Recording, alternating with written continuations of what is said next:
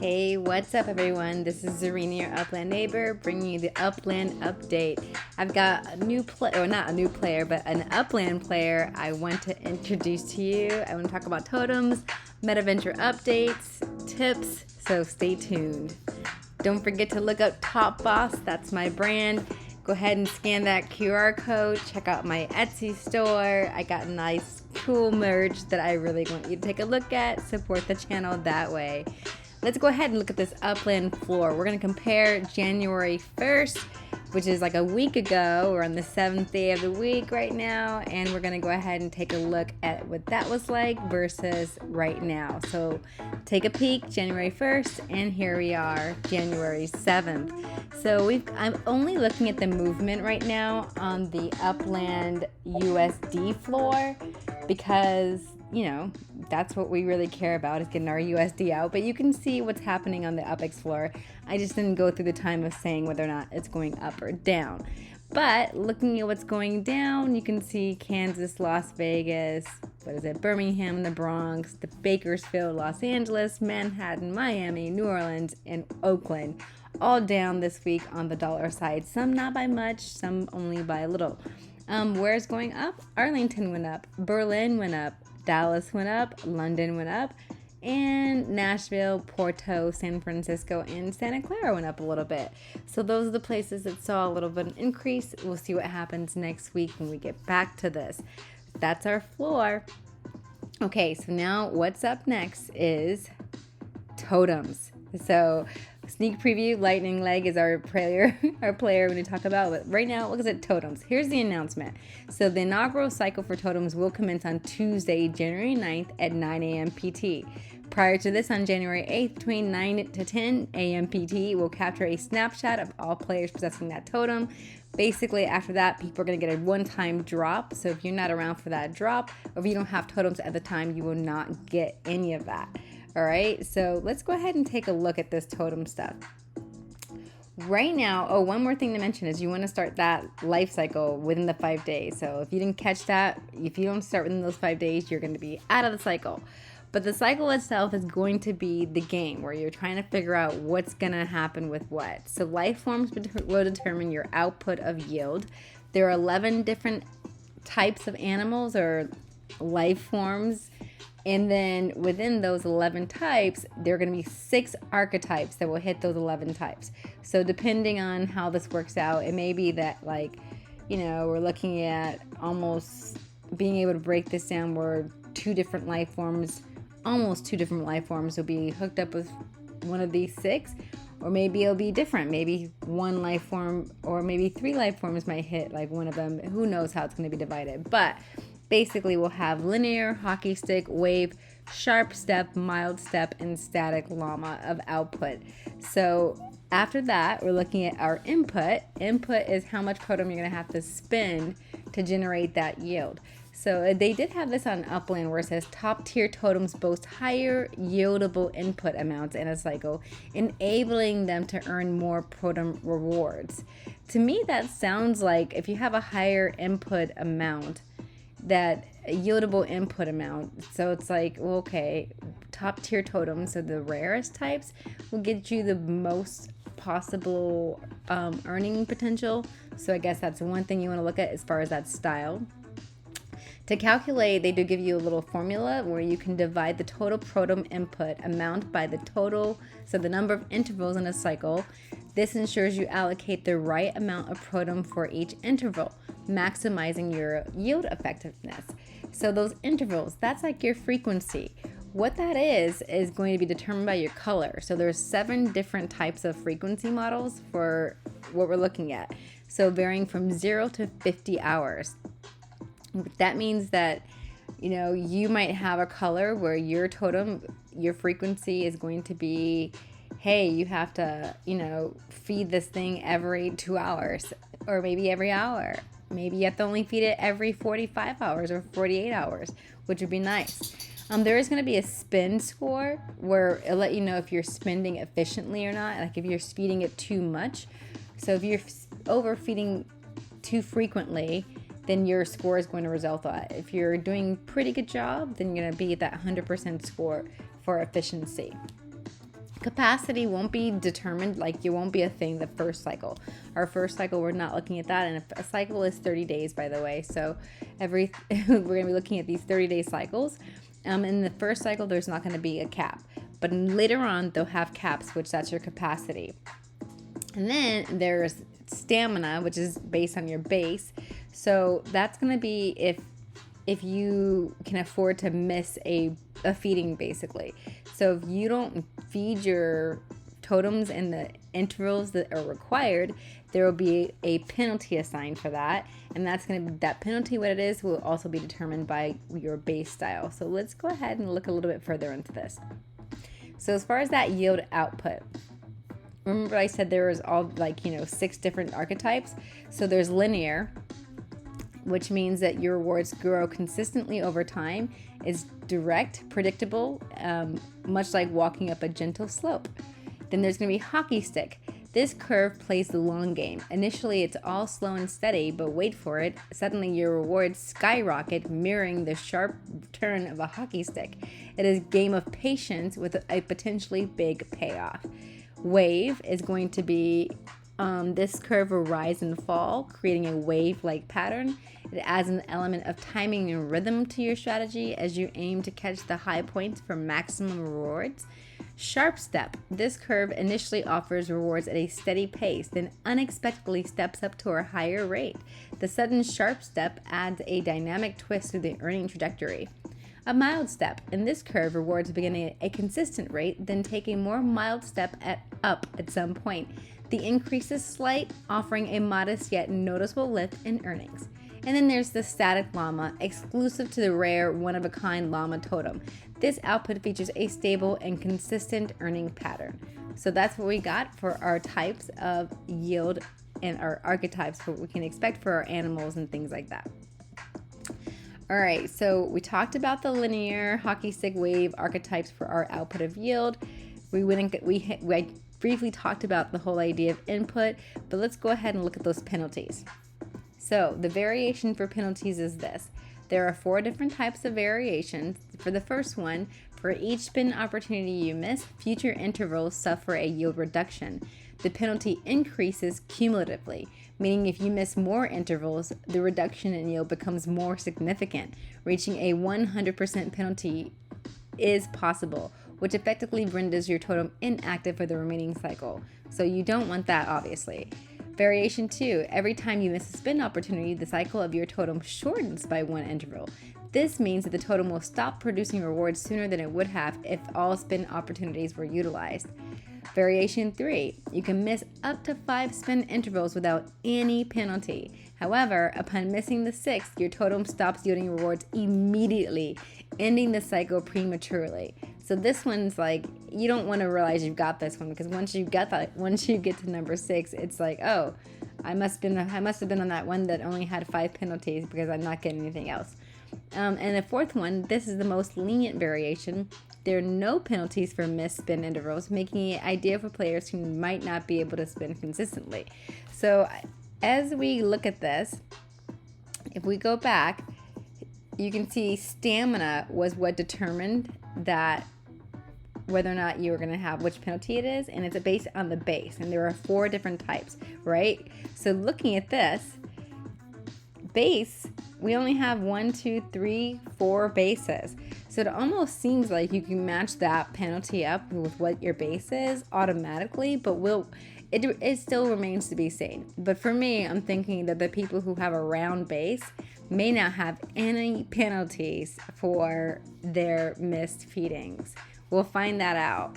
All right, so then here's our 11 different life forms. We have palm tree, dragonfly, toucan, wolf, shark, panda, goat, python, cheetah, gorilla, and we have that rare llama. All right, so those are our types of animals and life forms. Styles, we have elegant, gamer, ancient, fantasy, future, painted, and fluid, which is the rarest. So again, style relates to our input, and that's how much PROTEM you're putting in to get that yield, that optimal yield. color is going to determine your frequency, gold being the rarest. So if you're gold, you can probably assume that you probably have that 50-hour or near that 50-hour interval where you don't have to feed it for a while. And then going backwards, you can probably assume that orange, we'll see what those orange people are. In fact, if you have orange and you start realizing what the frequency is, please post in the comments and let us know. In fact, everyone fill in the comments and let us know as we figure these things out. What is what? How often's what? How much is what? What's what? Help us all out so we can help each other. All right, so this is what we're looking at. Your scale, that's how much, when the cap does hit, how much you can basically collect of your PROTEM before you have to collect it, or you're not going to get anything else. So epic is the rarest, so that's the highest. But you can kind of, I think it's it's kind of self-explanatory as far as the scale capacity, which one's which. So yeah, all right, a quick MetaVenture update and a tip. My tip is this: buy as many showrooms, factories that you can find for epics, because you can flip those really easily for some USD. A lot of people are looking to start MetaVentures, especially as they roll out more UGC opportunities. So I today picked up one in Chicago over on Wabash for $104.99 epics with, of course, with the tax, so I paid more than that. But for the lot, it's $350 UP2, and it's an already built showroom. So I'm down for that because I want to go ahead and open up more MetaVentures across the cities in the Upland to sell my map assets. I really actually hope to have a showroom opening up in London soon, ZarinahsArt, where I really my goal is to only sell out of that shop map assets made by players and myself, where they are tying a real world benefit to the map asset. So that's coming soon. You'll see what kind of benefits you'll get from owning my map assets in real life. And that's it. Also, one more thing. I have a map asset showroom in Detroit. It's Blue Rain's Rainy Day Decor. If you have any map assets that you're looking to go ahead and list and you're in Detroit, feel free to swing on by because I have lots of space. I totally forgot to stock this place. So let's go ahead and if you have totems you want to list in Detroit, go ahead and put them there now. All right, let's go ahead and take a look at Lightning Leg. Making progress. All right, hello everybody. This is Zarinah with Zarinah's Guides. I'm also Blue Rain on Discord, Blue Rain in the game Upland, which we're talking about today, and Blue Rain on several other platforms. Today, I'm starting a new segment where we're just talking to regular old Upland players who you may or may not know, who, you can get to know. I'm hoping to expand our community and show some faces so that it gets a little bit more fun knowing who's out there. And now, especially with Upland's Community Plaza, where we can meet in kind of a virtual space, you might run into Lightning Leg there. And I will show you a clip from where we tried to meet in the plaza. So you'll get a look at his current avatar. Might change, but right now I'll show you what it looks like in there. All right, so without further ado, this is Lightning Leg. It's spelled just one, well, it looks like one word, but it looks like one name because you have to put your things out in spaces. You just look at it, you'll see it's Lightning Leg, two words in one. But here he is. And so first questions first, how did you find Upland? Well, basically it started off with a trip with my older son to Walmart. To get a Switch for him, and then it was about the same price as the Oculus Quest headset. And so Oculus, 350 bucks. Yeah, it was like, wow. The Switch was like $450, and then the Oculus was about the same price a couple months before that.